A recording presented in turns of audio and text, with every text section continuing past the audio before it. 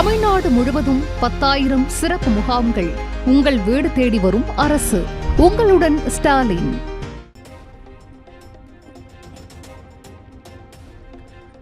தேச ஜனநாயக கூட்டணியிலிருந்து விலகியது ஓபிஎஸ் தலைமையிலான அணி. தற்போது நாங்கள் யாருடனும் கூட்டணியில் இல்லை என பண்ருட்டி ராமச்சந்திரன் தகவல்.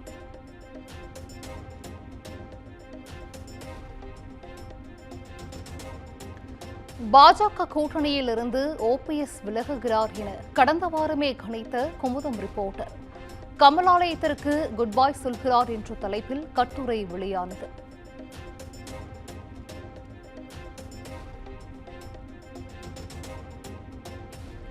பாஜக எங்களுக்கு என்ன செய்தது என்பதை நாடறியும் என பண்ருட்டி ராமச்சந்திரன் பேட்டி. தமிழகம் முழுவதும் தொண்டர்களை சந்திக்க ஓபிஎஸ் சுற்றுப்பயணம் செய்ய உள்ளதாகவும் தகவல்.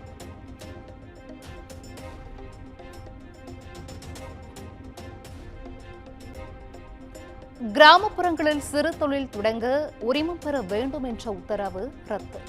வணிகர்களின் கடும் எதிர்ப்பை அடுத்து பின்வாங்கியது தமிழ்நாடு அரசு.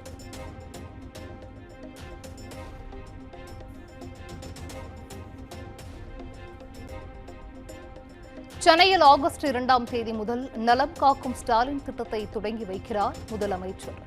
தமிழகம் முழுவதும் நடைபெறும் 1256 மருத்துவ முகாம்களில் பங்கேற்குமாறு மக்கள் பிரதிநிதிகளுக்கு அழைப்பு.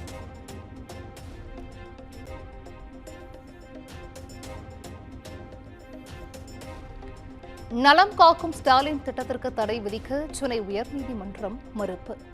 அரசு விளம்பரங்கள் தொடர்பாக உச்சநீதிமன்ற தீர்ப்பை முறையாக பின்பற்ற உத்தரவு.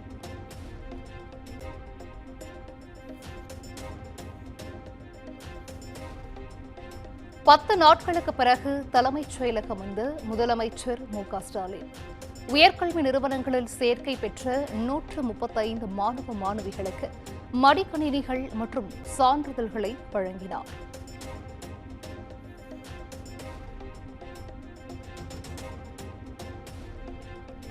காவல், தீயணைப்புத்துறை, வணிக வரி உட்பட பல்வேறு துறைகளுக்கு கட்டப்பட்ட கட்டடங்களை திறந்து வைத்தார் முதலமைச்சர். தமிழ்நாடு மாநில திருநங்கையர் கொள்கை 2025ஐயும் முதலமைச்சர் ஸ்டாலின் வெளியிட்டார்.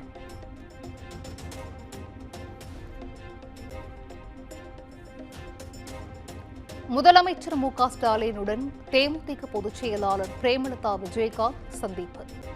முதலமைச்சரின் இல்லத்தில் சந்தித்து உடல்நலம் குறித்து கேட்டறிந்தார்.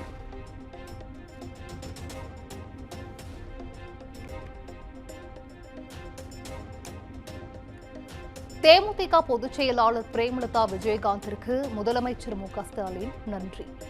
நட்புடன் நலம் விசாரித்தமைக்கு நன்றி என எக்ஸ் தளத்தில் பதிவு.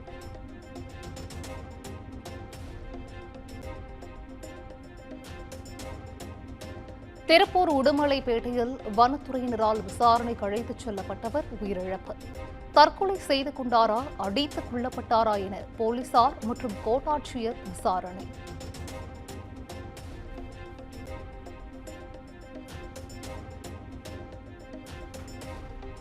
சென்னையில் ஆபரண தங்கத்தின் விலை சவரனுக்கு 320 ரூபாய் குறைவு. கிராமிற்கு 40 ரூபாய் குறைந்து ஒரு சவரன் 73,360 ரூபாய்க்கு விற்பனை.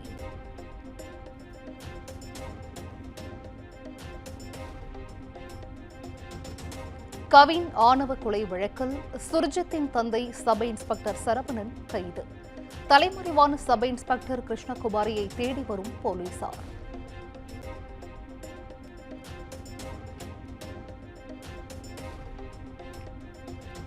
விரைவில் ஆணவ படுகொலைக்கு எதிராக சட்டம் நிறைவேற்றப்படும் என நம்புவதாக கனிமொழி பேட்டி. கவின் பெற்றோரை நேரில் சந்தித்து அமைச்சர் கே.என். நேரு, கனிமொழி எம்பி ஆகியோர் ஆறுதல்.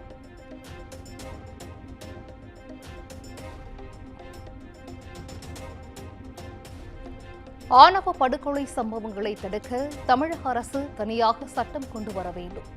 கவின் பெற்றோரை நேரில் சந்தித்து ஆறுதல் தெரிவித்த மாநில பாஜக தலைவர் நயினார் நாகேந்திரன் கோரிக்கை.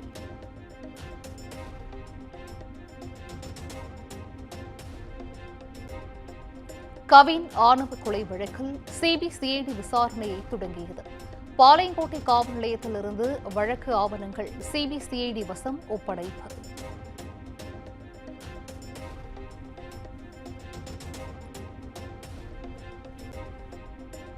திருச்சி மாமன்ற கூட்டத்தில் மேயரை கண்டித்து துணை மேயர் உட்பட 20க்கும் மேற்பட்ட திமுக கவுன்சிலர்கள் வெளிநடப்பு. அரியமங்கலம் குப்பை கிடங்கள் கோழி கழிவுகளில் இருந்து மீன் தீவனம் தயாரிக்கும் முடிவுக்கு எதிர்ப்பு.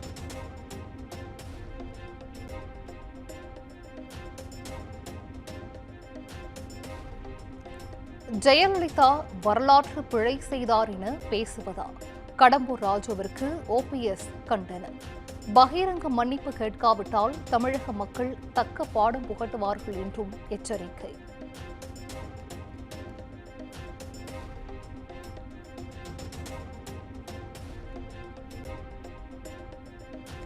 திருப்பூரில் பள்ளிக்கு சென்ற 1ஆம் வகுப்பு சிறுமிக்கு பாலியல் தொல்லை தந்த அசாம் இளைஞர் கைது.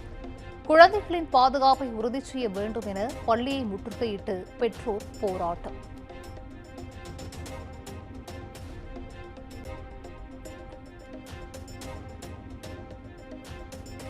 சென்னை அடுத்த பூந்தமல்லியில் சாலையில் தாறுமாறாக ஓடிய தண்ணீர் லாரி மோதியதில் பெண் உட்பட 2 பலி. போதையில் அடுத்தடுத்த வாகனங்கள் மீது மோதிய லாரி ஓட்டுநரை பிடித்து அடித்து உதைத்த பொதுமக்கள்.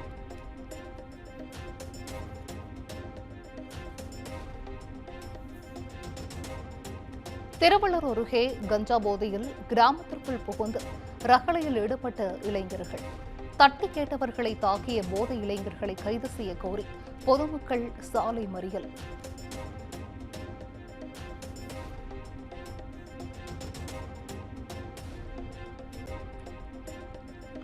ராணிப்பேட்டை மாவட்ட நெல் கொள்முதல் நிலையங்களில் நெல் மூட்டைகளை கொள்முதல் செய்யாத வணிகர்களுக்கு எதிர்ப்பு. சாலை மறியலில் ஈடுபட்ட விவசாயிகள் அதிகாரிகளை முற்றுகையிட்டு வாக்குவாதம்.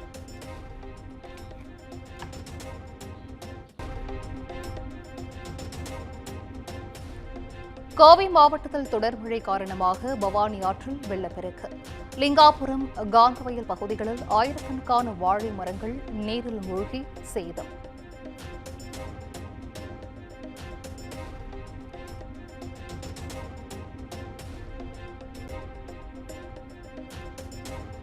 கடலில் படகு கவிழ்ந்து கஞ்சா மூட்டைகளுடன் தத்தளித்த இலங்கையைச் சேர்ந்த 2 மீட்பு. 7 கஞ்சா மூட்டைகளுடன் 2வரையும் போலீசாரிடம் ஒப்படைத்த மீனவர்கள்.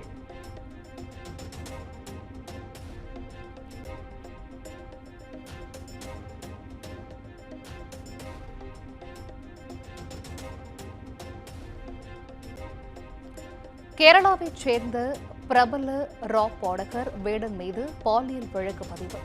திருமணம் செய்வதாக கூறி வன்கொடுமை செய்து ஏமாற்றியதாக பெண் மருத்துவர் புகாரில் போலீசார் நடவடிக்கை.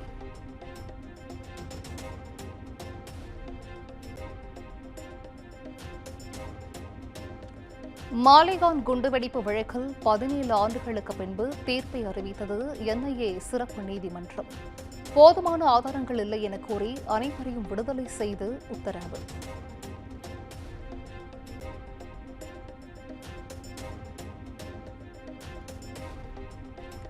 இந்திய பொருளாதாரத்தை மத்திய அரசு சிதைத்துவிட்டதாக எதிர்க்கட்சித் தலைவர் ராகுல் காந்தி குற்றச்சாட்டு. தொழிலதிபர் அதானிக்காக மட்டுமே பிரதமர் மோடி வேலை செய்வதாகவும் சாடல்.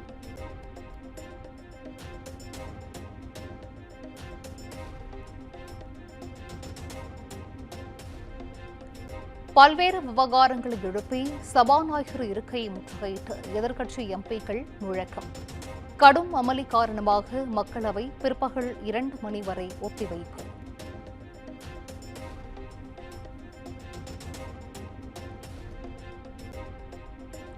பஹல்காம் தாக்குதல் பாகிஸ்தானின் எல்லை தாண்டிய பயங்கரவாதம்.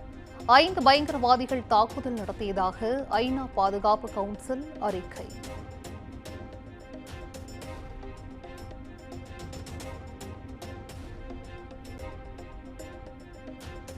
அமெரிக்காவின் வரி விதிப்பால் ஏற்படும் தாக்கம் குறித்து ஆய்வு செய்து வருவதாக மத்திய அரசு தகவல். தேச நலன்களை பாதுகாக்க தேவையான அனைத்து நடவடிக்கைகளும் எடுக்கப்படும் என உறுதி.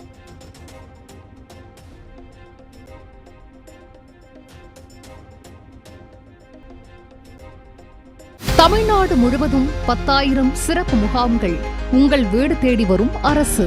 உங்களுடன் ஸ்டாலின்.